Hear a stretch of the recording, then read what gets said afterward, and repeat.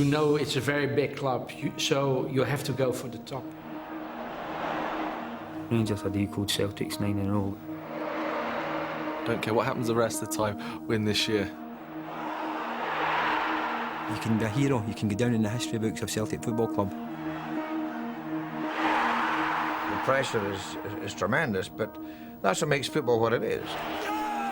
After that season, you start to realise what it means to play football in Glasgow. Miller's cross is a good one, and hits Laudrup! May 1997. Brian Laudrup's goal against Dundee United has allowed Rangers to emerge from a giant shadow. They had won their 9th consecutive Scottish League Championship, at last equalling the feat achieved by Jock Stein's Celtic. They'd exorcised the ghost and were now ready to haunt their great rivals by creating a new record of 10 titles in a row. Rangers still had all McCoist and Gorhams and Goffs and Fergusons and Durrants and all these ones, Laudrups, Gascoignes. They still had all these top players there. So it was a big, big ask for the players to go out and stop them. Celtic didn't look organised enough to stop a bus, never mind a rampant Rangers.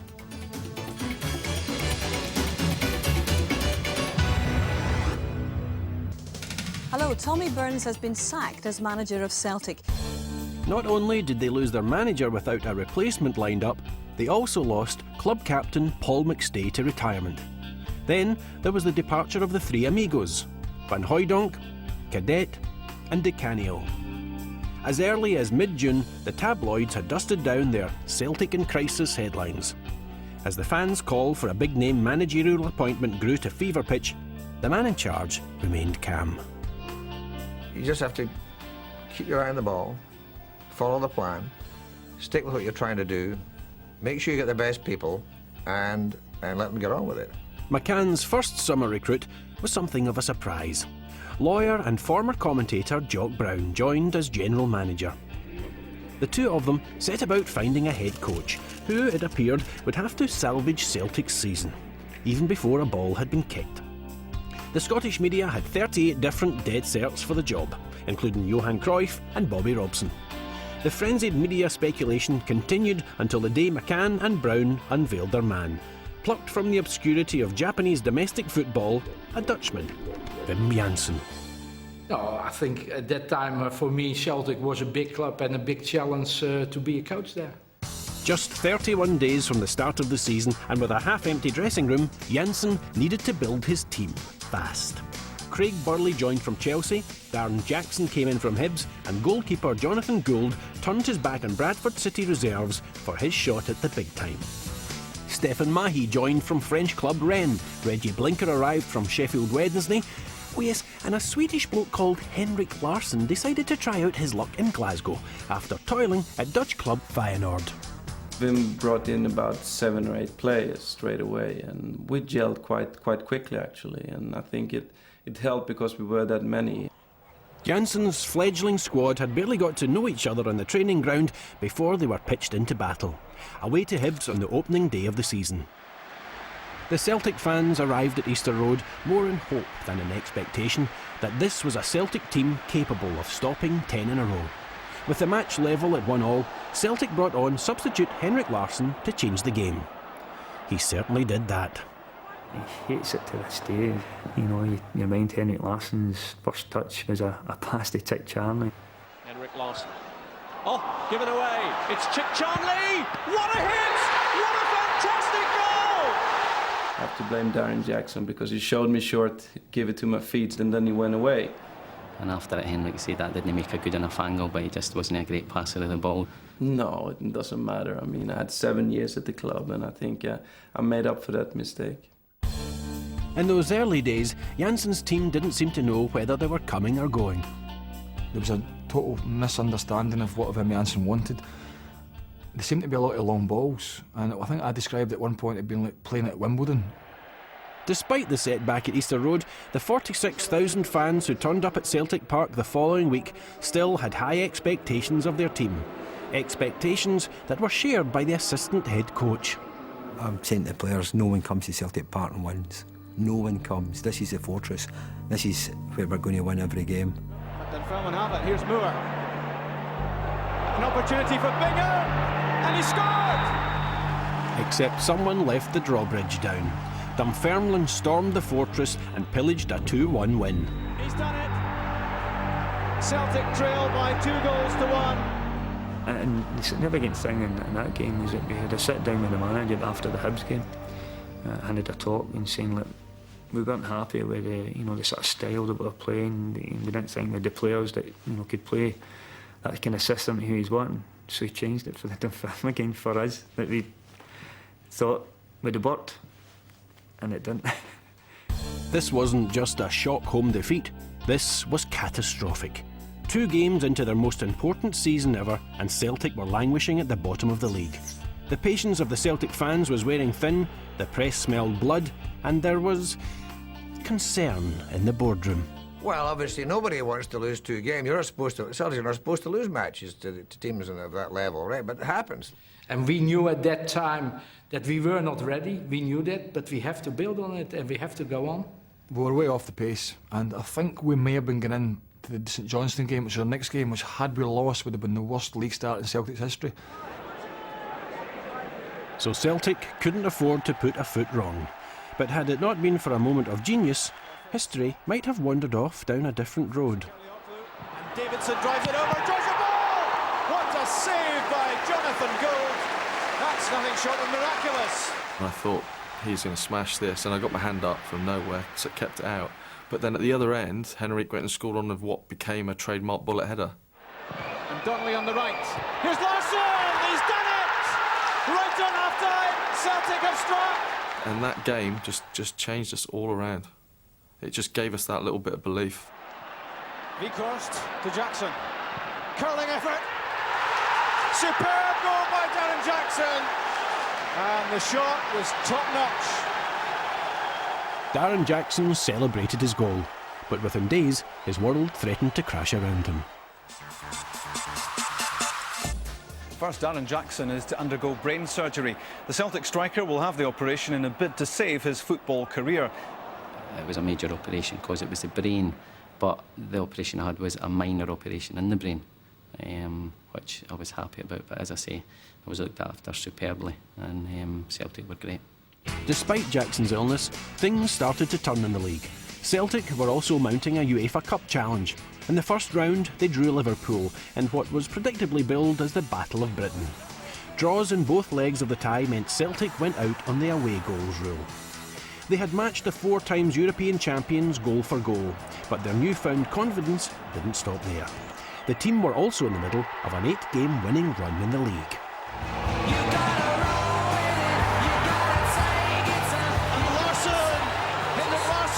That's the breakthrough.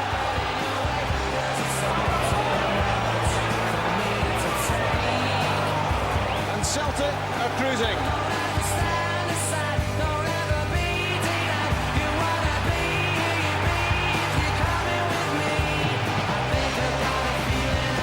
That's a brilliant goal by Henrik Larsson.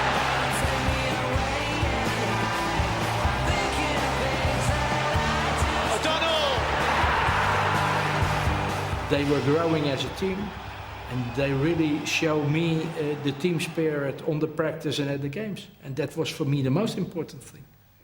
Jansen, it seemed, had solved the early season defensive problems by signing the vastly experienced Mark Reaper from West Ham United. But as the team started to come together on the park, there were clear signs of division off it. It was a little bit divided. The British players, they were going to the pubs, and we do things differently in Scandinavian. They used to sneak off up to Big Reaper's house, and they have these little Scandinavian nights. We get-togethers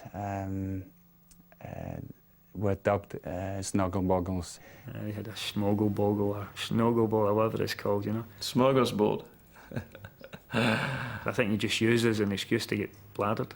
That was probably what they used it for. He was always jealous because he was never invited. We only had one demand: you have to speak either Swedish, Norwegian and Danish, and he didn't do that. The linguistic balance was restored when Champions League winner Paul Lambert returned home from Germany. Celtic unveiled their 8th signing of the season, £2 million midfielder Paul Lambert. And having won through to the Coca-Cola Cup final, which was only weeks away, the team needed winners. Jansen believed Lambert's experience at Borussia Dortmund would be key to Celtic's future success. Played with some world-class players there, and then ended up going back home, which turned out to be terrific. The experience that he gained being a European Cup winner, for us to get that was a big boost for us. Lambert's arrival coincided with the first Old Firm game of the season. Celtic hadn't beaten Rangers in their 10 previous league meetings. The going was about to get a little tougher. More than 50,000 fans, Rangers' biggest attendance of the season, made their way through a damp and grey Glasgow afternoon for a historic collision which never seems to lose its appeal. When I came out at Ibrox and was trying to speak with my teammates and I couldn't be heard, I started realizing what this is all about. One goal settled the match. Richard Goff! And Goff scores! Advantage Rangers. And I can vividly remember their reaction. Palms up, as if to say, 10 in a row. I can understand why, because they'd won the previous 9, but we were a different set of players. And that's full time. Rangers have won the first Old Firm match of the season. The mood after an Old Firm defeat is never great, to say the least. We were disappointed. It ended our winning run. Celtic were on the canvas and were facing the count of 10.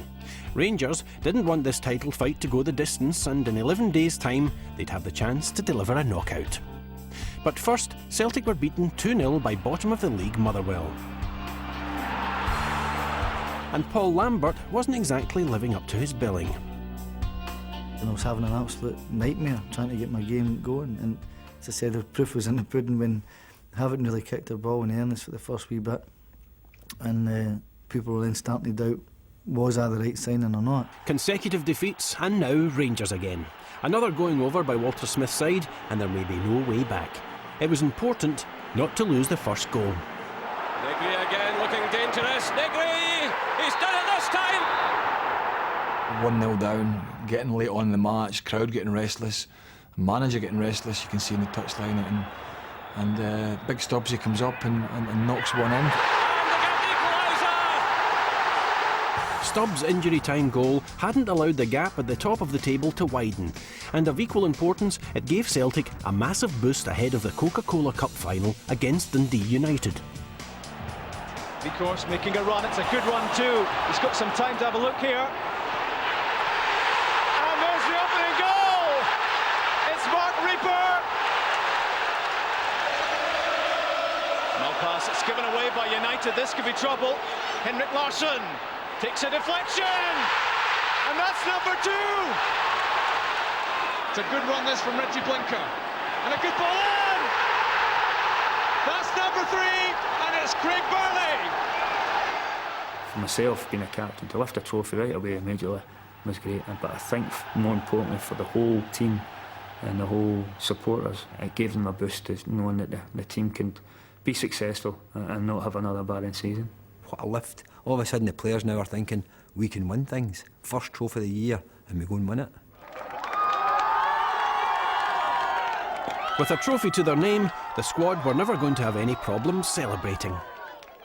The boys said, right, we need to get ourselves out of Glasgow and have 3 days on the lash. And obviously, you asked the permission of the manager. But Wim, having come from Holland and wherever abroad, wasn't sort of up to speed in what the boys were getting up to. And Wim goes, yes, I think that's a good idea, and you take your wives? And it was at that point that I don't think Wim realised why we wanted to go. 2-day bender, back for Monday morning on the business flight, with all the guys coming from Dublin with the suits and ties on, and then 12 of the Celtic players lying cattled in a plane. And we were just coming into land, and the air stewardess was banging on the toilet door. Excuse me, sir, you're going to have to come out, we're landing. And all you heard was... Ugh. Celtic, though, were even more sick of Rangers playing Monopoly with the Championship. But things were on the mend all round. Darren Jackson scored a comeback goal at Pittodrie in December.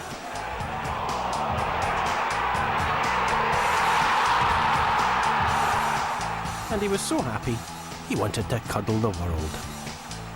Full of good cheer, Wim Jansen bought the supporters a Christmas present. Norwegian striker Harald Bratbakk swelled the ranks of Celtic Scandinavians.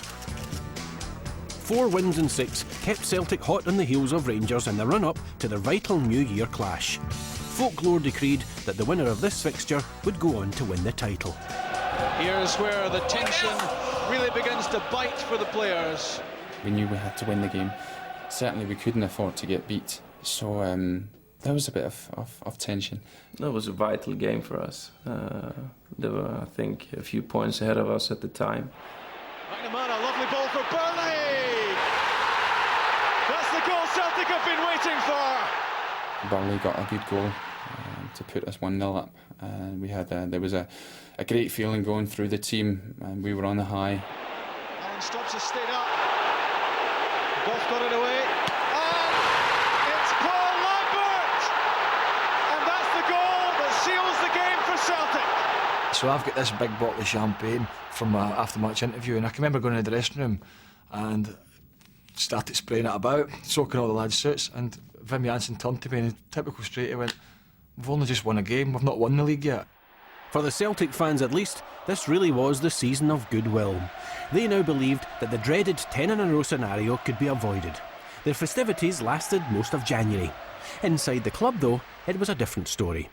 Rumours began to spread that the relationship between general manager Jock Brown and head coach Wim Jansen had broken down. I have to only to work at that time with my team. That was the most important thing for me.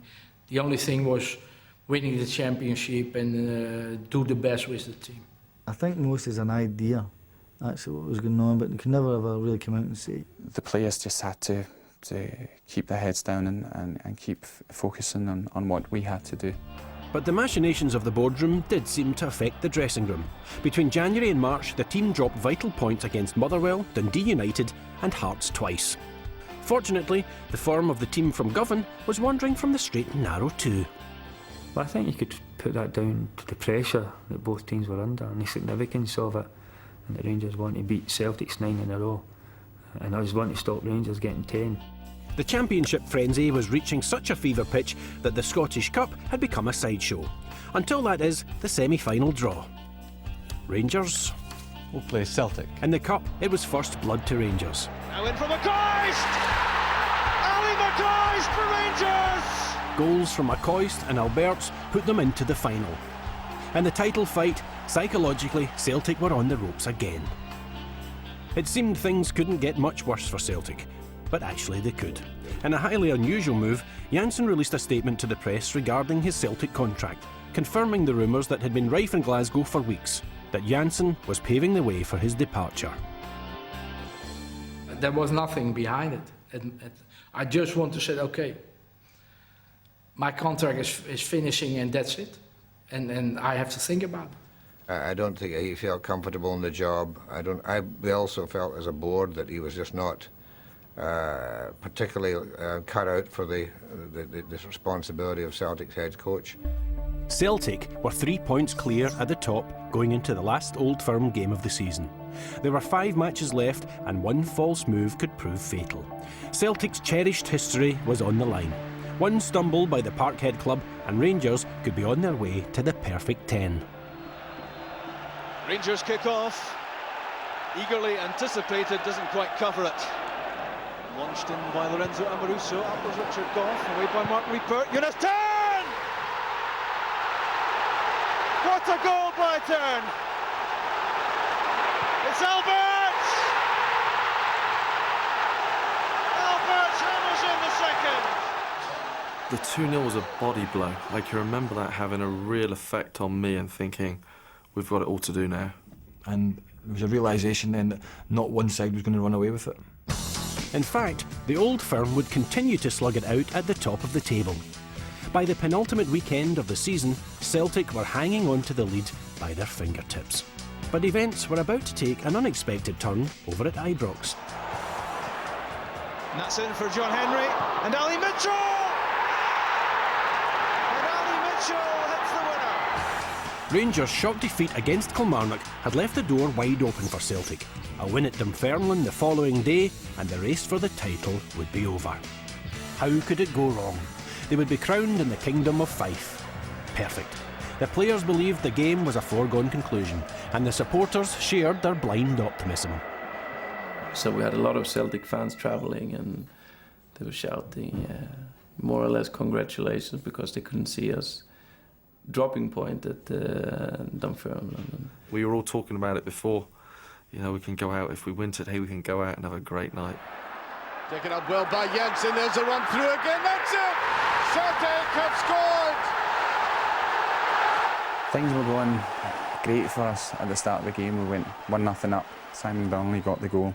And I thought we had the game under control. There was a free kick, just a long free kick. And you always remember Wim coming out his dugout, trying to push everybody up. And he was telling me to push them out, push them out, push them out. And I was trying my hardest to push them out so they weren't camped in there. Like an orchestra leader there, and that is just drifting. Oh, it's in! It's a goal! Dunfermline have equalised.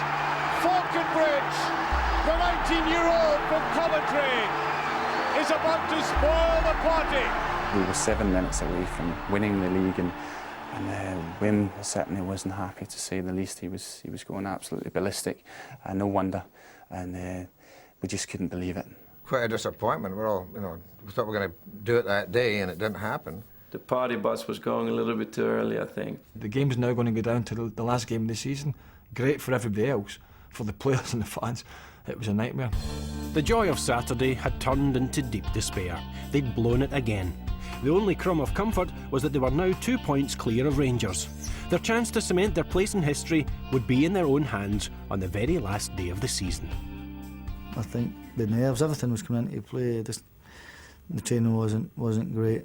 And I remember training on the pitch. I think training was that bad. Wim called a halt to it and told everybody just to go home.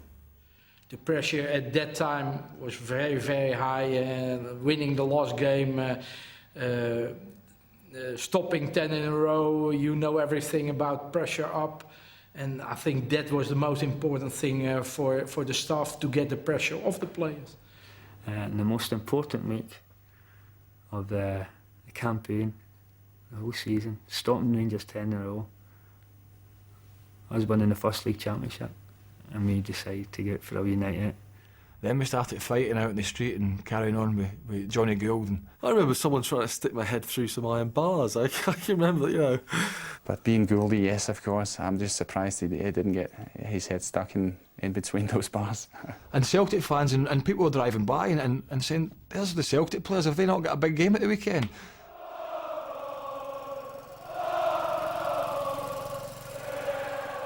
No one had experienced an atmosphere anything like it before. Celtic, despite their disastrous start to the season, were just 90 minutes from securing their first title in a decade, and in so doing, preserving the club's history. But anything other than a win against St Johnstone and the league championship could go to Rangers. The stakes were that high. Well, this was the last chance saloon.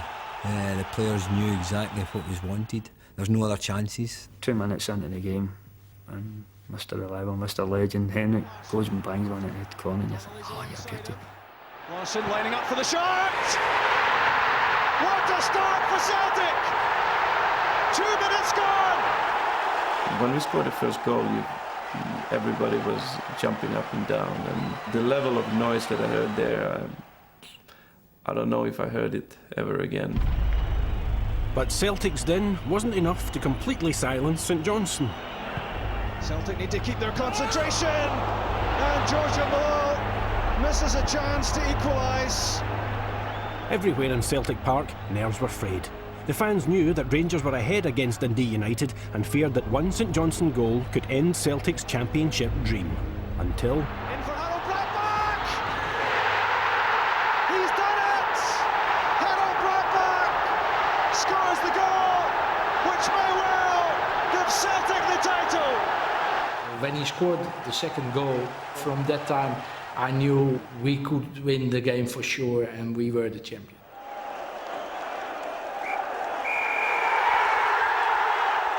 Celtic had triumphed. They had fought their way through the season and had, more importantly, prevented their 9-in-a-row record being overhauled by their biggest rivals. After years of coming second, Celtic were finally back at the top. The glory days, it appeared, had returned. The relief round the ground, the new stand was shaking. The atmosphere was incredible, and when the final whistle went, it was just a dream come true. I just didn't want to leave Celtic Park. Didn't want to leave it. I was storm was struck about, I don't know, must have been 4 or 5 hours after the final whistle. So I just want to sit there, enjoy, soak it all in. It protects the club's history. People tend to forget that. It protects the history of what John Clark and Billy McNeil and Jimmy Johnson, these sort of guys had done.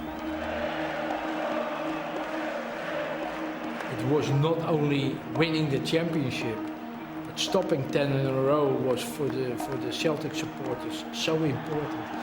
And I didn't realize that when I started that season, but at the end I really realized what was happening, and they were so happy.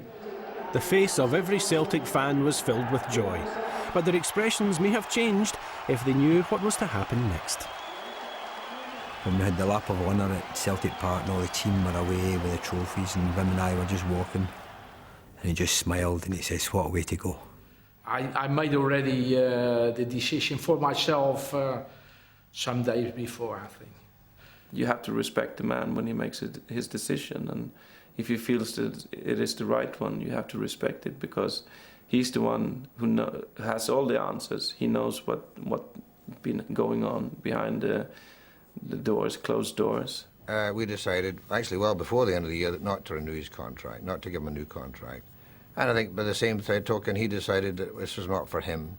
Even though we had an inkling of what was going to happen, it was like a bomb that you never saw coming. You know, Wim Jansen did his thing. He was certainly a factor in our success, and he's to be commended for that. Wim had given me the chance to be captain of Celtic Football Club, a great honour. And so I was very disappointed to see Wim leaving. But he was leaving them happy. Celtic had captured their first championship in a decade. They had won the Coca-Cola Cup, and they still had their precious record of 9 in a row. If you see all the supporters celebrating the championship in the last game, that's the most the best thing you can happen for you. And that's why that group of lads, or that team that we played with, deserve an unbelievable bit of credit for what they achieved.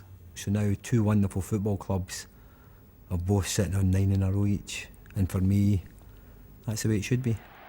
Except the team of '98 left Scottish football with one great mystery.